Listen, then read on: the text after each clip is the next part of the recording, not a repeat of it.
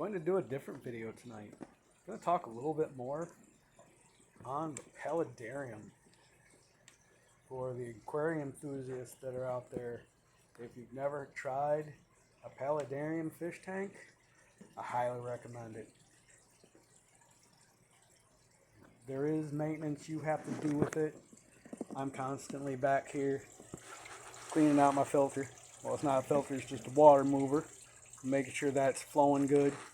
You know, as the plants grow, you got to move them to how you want them to go. I want to leave the fish plenty of room to swim and have the frogs plenty of room to swim. Gonna give them a little food so you can actually see how many of the little buggers are in there.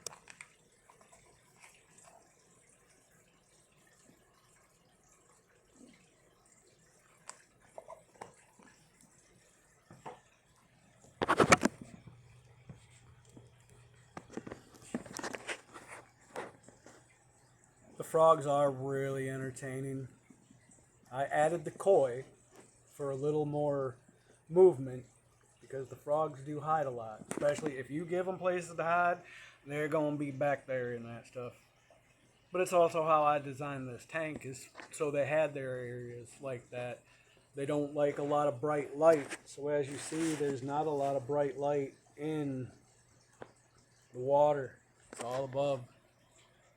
And the plants are just thriving. And you can tell it's fake. I ain't gonna lie, that's a fake pothos. But that's all real. That pothos in the back is real. That gator is not real. You see him peeking?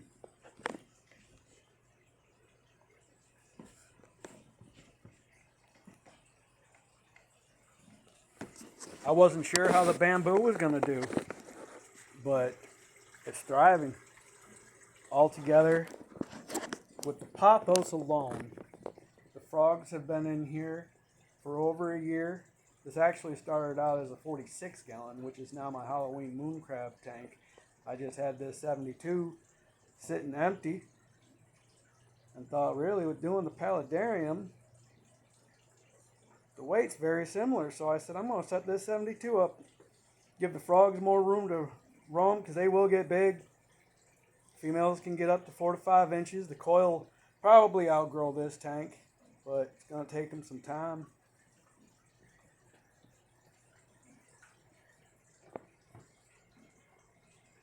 It's relaxing. And it's really not as hard as you would think.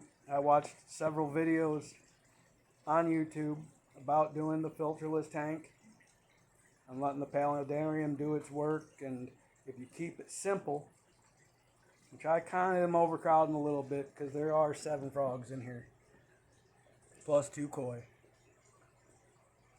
But really, with the room they got, I've got several snails. Snails are a good way to keep things moving. You want a lot of bubbles to make the plants thrive. I might add some more bubblers down the road, but for right now, what you're looking at is what I got. 72 gallon bow front. I've had it for years. Used to be saltwater. I moved to Arkansas. I shut the salt water down because honestly it was a little expensive and I wasn't sure on how easy it was going to be to access, so I shut the 72 down and just used my 46, and the 46 has gone through a lot of stages too.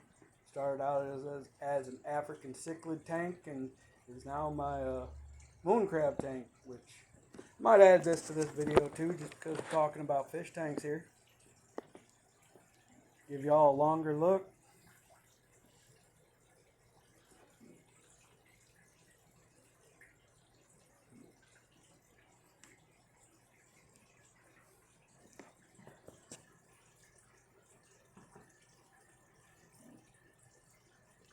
Just awesome. I even love doing this view.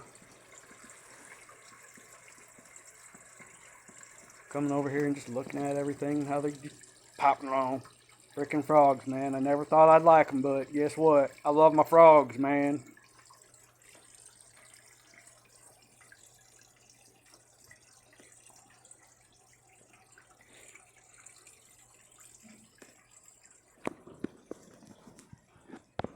My first time with the koi too. Very pleased. I've actually got a little pond outside here that they get big enough and my bass won't eat them. They'll probably end up out there in the back pond, but there's a gathering of the little bugging frogs. They're awesome. They do chirp.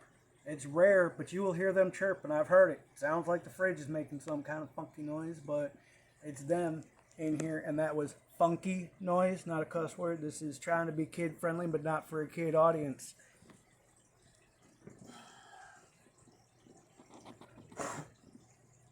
I don't recommend doing a paladarium if you're not successful with establishing a successful tank. They are tricky. You got to find what works, but once you find what works, man, I enjoy when people come over here and say, man, I've seen a lot of fish tanks in my life. I've seen a lot of nice fish tanks. I ain't never seen nothing like that. One last little view, and then I think I'm going to show you the moon crabs again.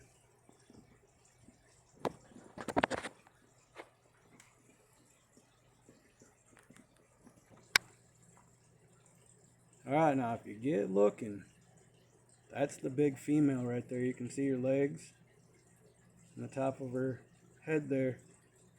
The females, when they get big, they don't have the vibrant colors like they do when they're young. And the males will always keep that dark purple and then bright orange legs. But yeah, kind of hard to figure out where to put the light to see her, but even without it, if you get looking hard enough, you can see her there. They've added a little more to their environment. Again, at least threw a lizard in there for y'all to have something to look at, besides all their holes. Boring pet? Yes. Especially if you want to be able to see it and interact with it. I don't recommend moon crabs. But if you're cool with just setting up a cool little aquarium and having people come over and say, so what do you got in there? Moon crabs are where they're at.